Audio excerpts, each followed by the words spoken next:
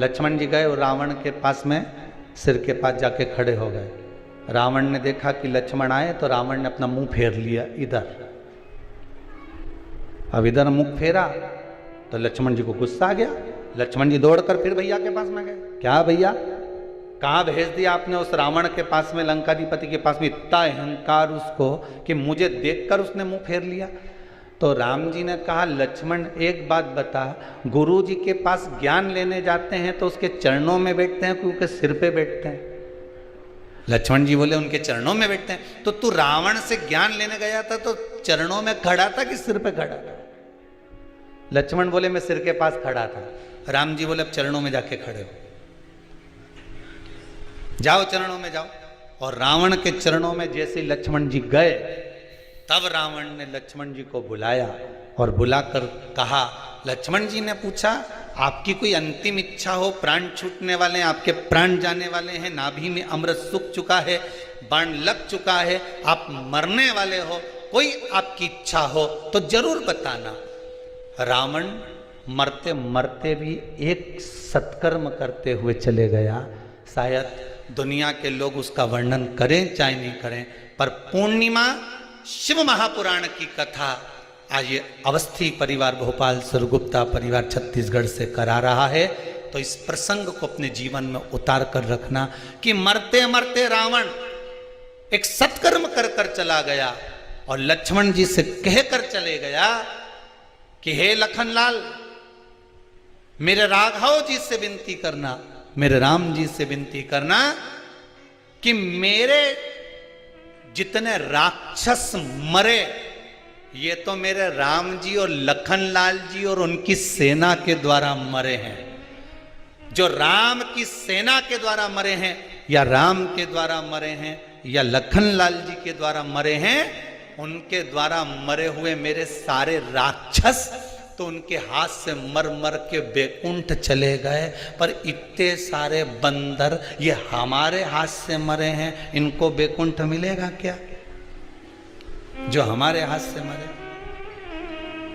तो लखनलाल जी आप राघव जी से विनती करना कि मेरे प्राण आज दशहरे पर छूटे हैं, पर पूर्णिमा तक इंतजार करना, मेरा अंतिम संस्कार तब करना जब ये बंदरों को भी कुछ अच्छा पद प्राप्त हो जाए, इन बंदरों को भी अच्छा पद प्राप्त हो जाए। रावण का शव पड़ा रहा, मंदोदरी बिलखती रही, रोती रही, विभीषण बात और संवाद राम जी से करते रहे, पूर्णिमा तक पड़ा रहा।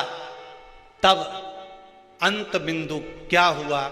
जब पूर्णिमा का चंद्र आया तब राघव जी ने कहा, ए चंद्रदेव, आप शंकर जी के मस्तक पर विराजमान हो, कृपा करो, इन रावण के साथ वालों का उद्धार तो मेरे हाथ से मरते से ही हो गया, बस इतनी कृपा और कर दीजिए कि आपकी चंद्रमा की अमृत की बूंद इन बंदरों पर गिरा दीजिए, जिससे यह पुनः जीवित हो जाए, इनको अमृत तत्व मिल जाए।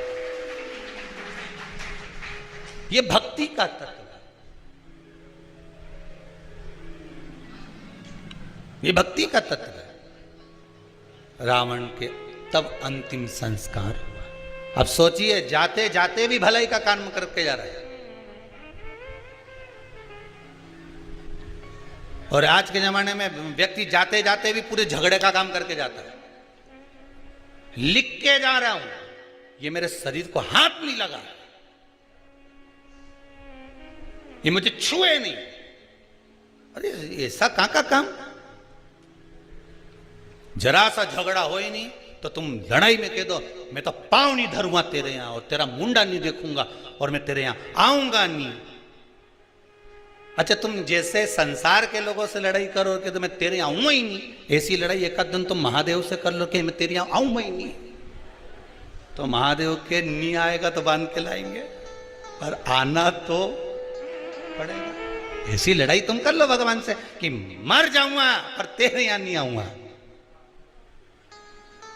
संसार के लोगों से लड़कर तो कह सकते हो कि मैं तेरे यहां नहीं आऊंगा, झगड़ा कर लिया, लड़ लिए, बोल दिया, अपशब्द ताने कह दिया, पर भगवान से लड़कर कह दे तो कम कि हम तुम्हारे यहां नहीं आएंगे, जाओ तुमसे जो बन जा कर लो, जाओ कर लो। भगवान से कौन लड़ा?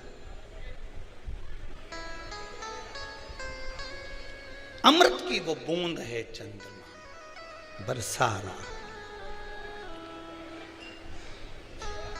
महाराज शिव महापुराण की कथा कह रही है। शंकर नाम में वो अमृत छुपा हुआ है।